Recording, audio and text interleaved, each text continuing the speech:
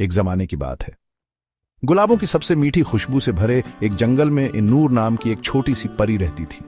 वह जंगल इतना सुंदर था कि हर सुबह सूरज की किरणें गुलाबों पर पड़ते ही पूरा जंगल सुनहरे रंग में नहा जाता था। हर कोना, हर पत्ता, हर फूल जैसे जादू से भरा हुआ था।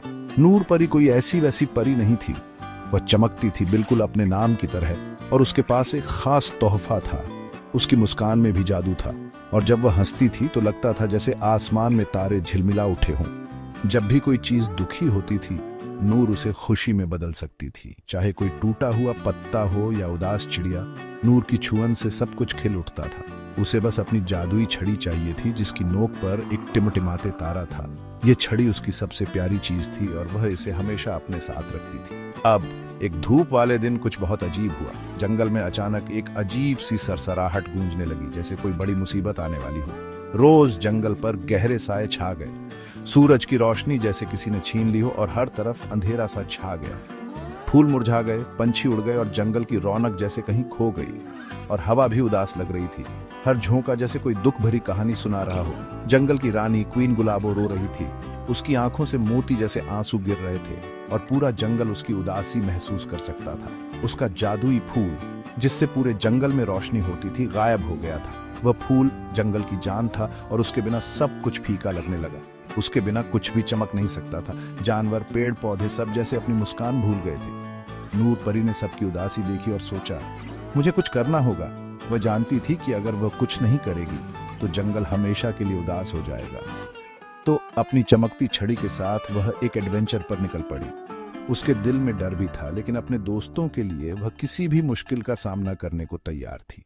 नूर ऊंची पहाड़ियों पर चढ़ी, जहां ठंडी हवा चलती थी और बादल उसके पैरों के नीचे तैरते थे। चंचल नदियों से बातें की, उनसे पूछा कि क्या उन्होंने जादुई फूल को कहीं जाते देखा है, और बादलों से भी रास्ता पूछा।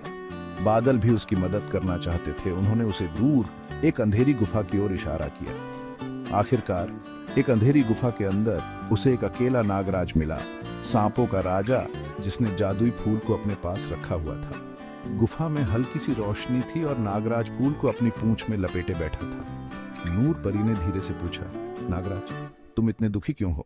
उसकी आवाज में दया और समझदारी थी। आंसू भरी आंखों से नागराज ने जवाब दिया, मैं बिल्कुल अकेला हूँ। मेरे पास कोई दोस्त नहीं है, और सब मुझसे डरते हैं। मैंने फूल इसलिए लिया ताकि कोई मुझे याद रखे। मुझे लगा अगर मेरे पास ये फूल होगा तो शायद कोई मुझे भूल नहीं पाएगा। नूर सबसे प्यारी मुस्कान में मुस्कुराई। उसने नागराज की बात को समझा और उसकी तन्हाई को महसूस किया।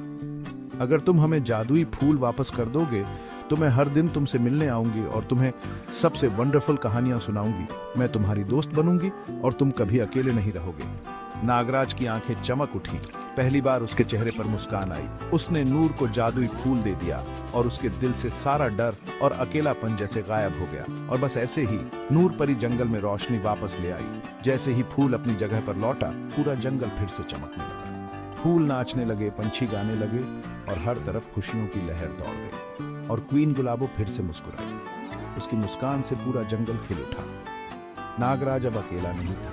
उसे नूर में एक नया दोस्त मिल गया था। दोनों की दोस्ती जंगल में सबके लिए मिसाल बन गई। तो नूर परी ने पूरे जंगल को बचाया, सिर्फ थोड़ी सी जादू से नहीं, बल्कि बहुत सारे प्यार से। उसकी दया और दोस्ती ने सबका दिल जीत लिया।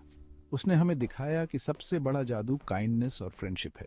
जब हम किसी की मदद करते हैं तो असली जादू वहीं से शुरू होता है। और इसीलिए जब भी आप थोड़ा सैड महसूस करें तो नूर परी को याद करें, क्योंकि कभी कभी सब कुछ फिर से ब्राइट करने के लिए बस एक मुस्कान और एक दोस्त की जरूरत होती है। याद रखो, आपके अंदर भी वही जादू है जो नूर परी के पास था। प्यार, दया और दोस्ती का जादू।